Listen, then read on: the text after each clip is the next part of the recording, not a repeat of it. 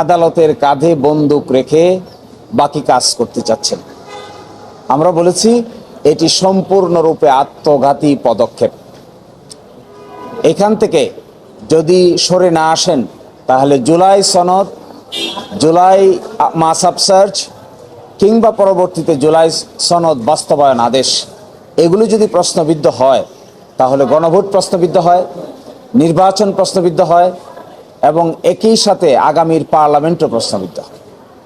তারা বলেছেন এগুলো সংবিধানে নাই। এগুলো যদি সংবিধানে নাই তারপরে ঐকমত্যের ভিত্তিতে বিশেষ সার্কামস্ট্যান্সে সেগুলি করা হয়েছে।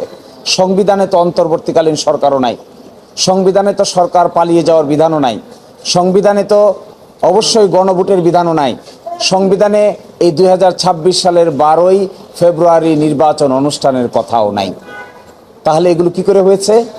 এগুলো সবগুলো হয়েছে একটা এক্সট্রাঅর্ডিনারি সিচুয়েশনকে মোকাবেলা করতে গিয়ে আইনগতভাবে সলা পরামর্শ করে এক একটা পদক্ষেপ নেওয়া হয়েছে। বাংলাদেশের সংবিধানে তো এই কথা লেখা নাই যে সরকার পালিয়ে বিদেশ চলে যাবে।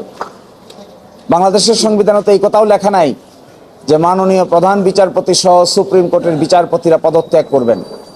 কিন্তু বাস্তবতার খাতিরে গণ অভ্যুত্থানে যখন এগুলো ঘটে, পৃথিবীর ইতিহাস বলে এগুলোকে আদালত সিদ্ধান্ত নিতে পারে না।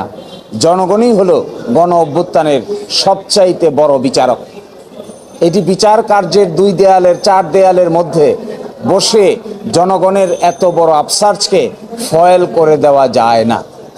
যদি আমরা বলেছি এটাই, এবং এখানে তাও বলেছেন যে দ্বিতীয় সংসদ শপথ কে নেবেন, কে দিবেন?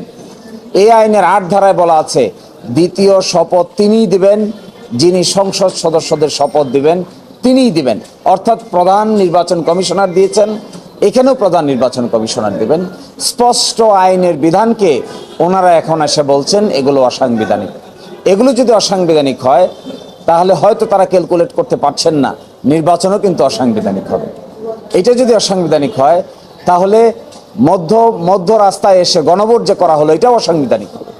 গণভোটকে মানছেন না, নির্বাচনকে মানছেন, তাহলে কি দাঁড়ালো? যারা গণভোটকে মানেন না, একই দিনে তো গণভোট হলো, একই দিনে নির্বাচন হলো। আপনি যদি গণভোটকে অসাংবিধানিক বলেন তাহলে নির্বাচনকে কি বলবেন? নির্বাচনকেও বলতে হবে আপনাকে অসাংবিধানিক। আপনি একটাকে নিবেন আরেকটাকে নিবেন না, এই দ্বৈত চরিত্র তো চলতে পারবে না সংবিধান। সাংবিধানিকতার দোহাই যদি দিতেই হয় তাহলে ভালো করে দেন।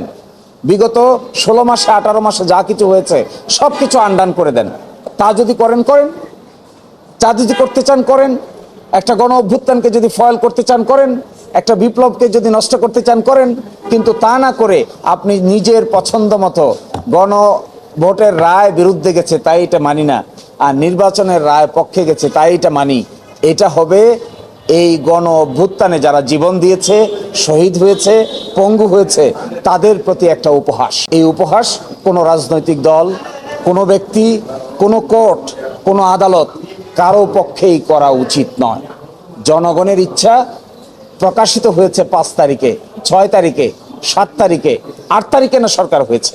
তার আগে তো সরকার ছিল না, এ দেশকে পরিচালনা করেছে।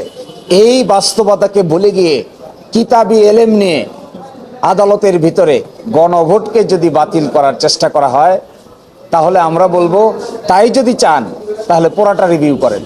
12 তারিখে সংসদ বসছে, সংসদ ঠিক করবে কোনটা থাকবে কোনটা থাকবে না। সংসদ ঠিক করবে কোন অংশ 2/3 মেজরিটিতে পাশ করবে, কোনটা পাশ করবে না। আদালতের কাজ কি? আদালত ঠিক করবে? আদালত বলতে পারবে এটা যে জুলাই অভ্যুত্থান ঠিক না বেঠিক? আদালত বলতে পারে এই কথা গণ অভ্যুত্থান ঠিক না বেঠিক? আদালত বলতে পারে এই কথা জুলাই বাস্তবায়ন আদেশ ঠিক না বেঠিক? এটা তো আদালতের সাবজেক্ট ম্যাটার না। আদালতের সাবজেক্ট ম্যাটার না হয়ে এটি subject matter of the parliament. কিন্তু পার্লামেন্টের জন্য আগামী 10 দিন সময় অপেক্ষা করার মতো ধৈর্য দেখাইতে পারছেন না। আমরা মনে করি নিশ্চয়ই এর পিছনে একটা গভীর এজেন্ডা লুকিয়ে আছে, যেখানে 10 দিন সহ্য করার মতো ধৈর্য আপনাদের নাই। তো আমাদের সাবমিশন হলো, আমরা মনে করি আদালত এখানে ইন্টারফেয়ার করবেন না। এটা আদালতের সাবজেক্ট ম্যাটার না। পৃথিবীর ইতিহাসে কোনো গণবিপ্লব আদালত ডিসাইড করে নাই। সকল গণবিপ্লব ঘটার পরে আদালত বরংস গঠিত হয়েছে। আমাদের দেশে তাই হয়েছে। আপনি দেখবেন 2 তরফায় হাইকোর্টের বিচারক নিয়োগ হয়েছে, 5ই আগস্ট না ঘটলে দুই তরফায় নতুন আইন করে যে হাইকোর্টের বিচারক নিয়োগ করেছে তা নিয়োগ করাও সম্ভব ছিল না। আর সেই আইনে নিয়োগপ্রাপ্ত হয়ে এখন যদি আমরা সেই ঘটনাকেই অস্বীকার করি, তাহলে অনেকটা নিজের বিরুদ্ধে নিজে বক্তৃতা দেওয়ার শামিল হবে। ফলে আমরা এই কথাই বলেছি, আগামীকালকে আদেশের জন্য রেখেছেন। আমি প্রত্যাশা করব বাংলাদেশের কোর্ট এই ধরনের গণ অভ্যুত্থানের সাবজেক্ট ম্যাটার নিয়ে জুডিশিয়াল বিচারের জায়গায় অবতীর্ণ হবেন না। বর্তমান সংবিধান তো সংবিধানের মতোই আছে। জুলাই অভ্যুত্থানের রক্ষককে আমি আপনি না আদালতও। জুলাই অভ্যুত্থানের অংশ হিসেবে যারা নিয়োগপ্রাপ্ত হয়েছেন তাদের কাজ কি? জুলাই অভ্যুত্থানের অংশ হিসেবে যে নির্বাচন হয়েছে তাদের কাজ কি? জুলাই অভ্যুত্থানের অংশ হিসেবে যে সরকার গঠিত হয়েছে তাদের কাজ কি?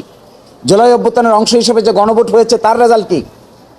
যদি আপনি এই অংশটুকুকে অস্বীকার করেন আর নিজের মতো করে পছন্দ মতো সাজান, তাহলে বলেন সাহস করে যে 2026 সালের 12ই ফেব্রুয়ারি নির্বাচন যেহেতু সংবিধানে ছিল না, আমরা সেই নির্বাচনও মানি না, সেটাই বলেন।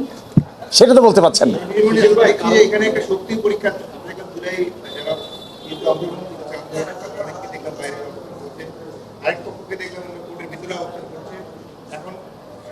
বিবেচনায় এখানে যেমন হচ্ছে রুল আসতে পারে, রাষ্ট্রপতি বলেছে যে যদি তাদের রুল দিলে অর্ডার যেহেতু নাই, রুল দিলে তাদের কোনো সমস্যা নেই।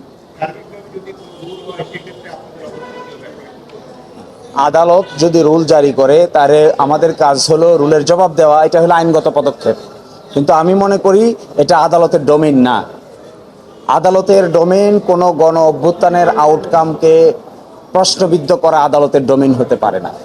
আদালতের ডোমেইন হলো এই যে মাঝখানের অ্যাডিন্টেরিয়াম পিরিয়ডটা গিয়েছে, যেটি অন্তর্বর্তীকালীন সরকার কর্তৃক পরিচালিত, এই অংশটুকুতে যদি আদালত প্রোটেকশন না দেন, তাহলে বাংলাদেশে না দিলে আরো বেশি ভ্যাকুয়ামের তৈরি হবে, আর দিলেই বরংস সামনের দিকে অগ্রসর হওয়াটা সহজ হবে। হ্যাঁ, এবং এই যে কথাগুলো আপনারা বলছি এখন কেন বলতে হচ্ছে, আমার ধারণায় রিট পিটিশন যারা নিয়ে এসেছেন তাদের একটা ইল মোটিভ আছে, একটা ইল অ্যাডভাইস আছে, এবং আমি এটাও মনে করি তাদের কেউ কেউ এই রিট পিটিশনের কনসিকুয়েন্স সম্পর্কে ওয়াকিবহাল নন। আমি বলেছি আদালতকে এই কনসিকুয়েন্সটা সুইসাইডাল, আত্মঘাতী হবে।